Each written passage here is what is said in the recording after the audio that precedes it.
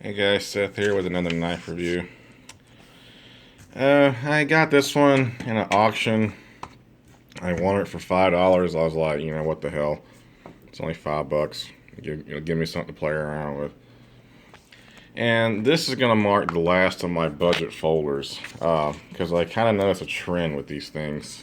They don't cut very well. Now, what I mean by that is they'll get razor sharp,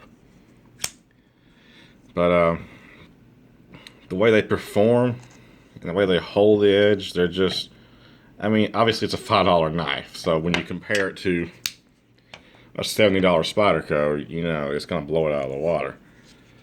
But these are fun to just collect, to have like a display of them, and they also make great workhorses to where you don't really care about having a scalpel sharp precision cutting tool.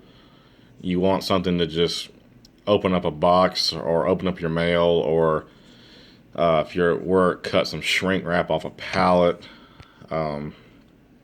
Just things like that. They're not meant for being extremely sharp because they're incapable of maintaining that type of edge. Because if you ever get it that sharp and you use it once, it's gone pretty much, because it's really just, it's a budget knife. Excuse me, my nose itches. So, this is the Tac-Force, where's the damn model number? 624BK. As I said, it retails for probably around 10. I won the auction at like $5.50. I was bored. I just felt like, adding one more for the road to my budget M-Tech Tac-Force collection. There's not much to say about it. It's kind of like the Joker knife. It's just a plain little slim design, little open, hollow design. It is assisted opening, which is, for a $5 knife, pretty damn good. It's got a flipper on the back. It is 440 steel, of course. Not great knife steel. And that's one thing I had to accept. I like my knives and my swords to be stupid sharp, and these are just incapable of holding that kind of an edge. They won't do it. It'll cut fine. I tested it on just, everyday use. We're not talking about shaving paper or shaving the hair, which it will shave hair to a, kind of. It depends on the angle, how long the hair is, etc. and so forth. But, it just, to carry to work with you, these are fine. If you're looking to get maybe your son, who is in his mid to late teens, his first knife, or, something like that, these are fine for that. You have to remember, these are budget knives. These are like no different than the Ozark Trails you see at Walmart for like $5. They just have a fancier box. They have these little keywords here, tactical, rescue, outdoor. It kind of appeals to that mindset that, hey, I can get a super cool knife for $5. Well, yes and no. It's cool looking. It'll work. Just, it won't hold an edge very well. And, people give me hell about wanting the best possible edge. They say this, they say that. It hasn't got to be that, whatever. It's my money. It's my choice. And I've gotten a lot of knives here lately. Some CRKTs, some M-Tech, some Tac-Force, unknown Balisong, cold steel, etc., yada, yada, yada. I did kind of splurge on myself, and I ordered a ZT, which is a zero tolerance knife. It will probably be here tomorrow or either Friday somewhere. And that's going to mark the end of my knife collection. As far as my budget blades, I have one more coming in the mail tomorrow. It's just a simple M-Tech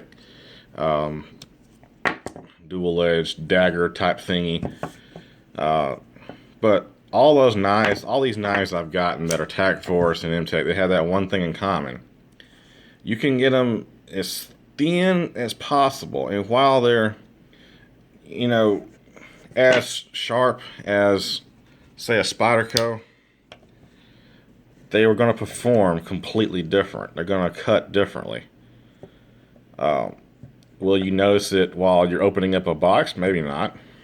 But doing anything that's like shaving paper or just really trying to show how sharp the edge is, you're going to see a huge difference.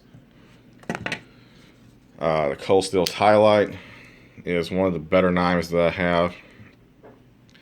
And let me just do a sharpening demonstration on how sharp my knives are in comparison to the M-Techs and Tac-Forces. Hopefully you guys can see me. I don't really know.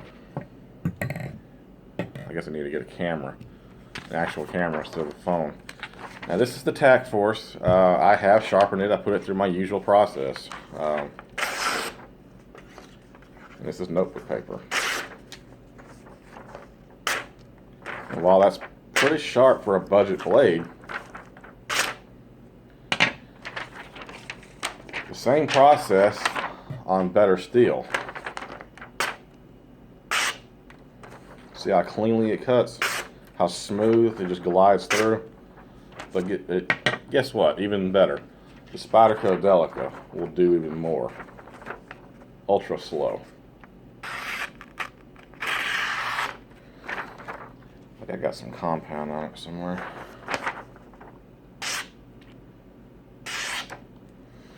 And when you shave through paper and the paper kind of hangs on at the end, that means the knife is extremely sharp.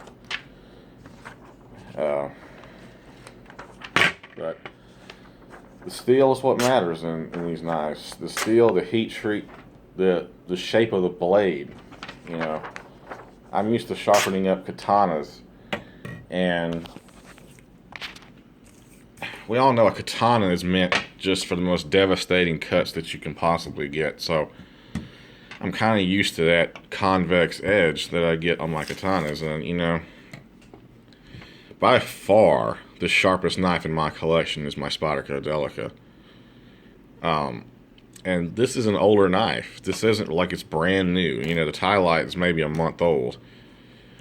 Spyderco Delica I've had for about a year or two now, and I've used it at work to cut things with, and all I had to do to bring this knife to back to life is to strop it, a pass and a pass, and I'm good to go. It is just stupid sharp.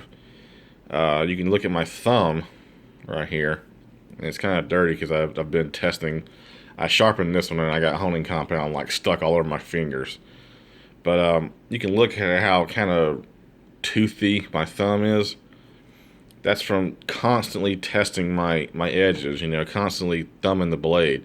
And like even right there, I can feel it through all those calluses and everything. This just feels like it's glass, feels like it's smooth. And even the tie light feels like it's smooth. This one, I can feel this grabbing in, just hooking in, just barely doing that. And it's because of the steel and the shape of the blade. Look how thin the Spyderco Delica is right there. But look how thick the tie light is. Well, not much thicker, but the edge is. Look at that bevel right there. And look how small the bevel is on this one. Which means this will get into flesh a little bit quicker than this will. And obviously faster than this will. All three of these will cut the shit out of you. You know, make no mistake. You can see the wear on the clip that I've carried it so much. So, in conclusion, I don't have the ZT yet, the zero tolerance yet. I'm sure I'll be very very pleased with that knife when it comes in.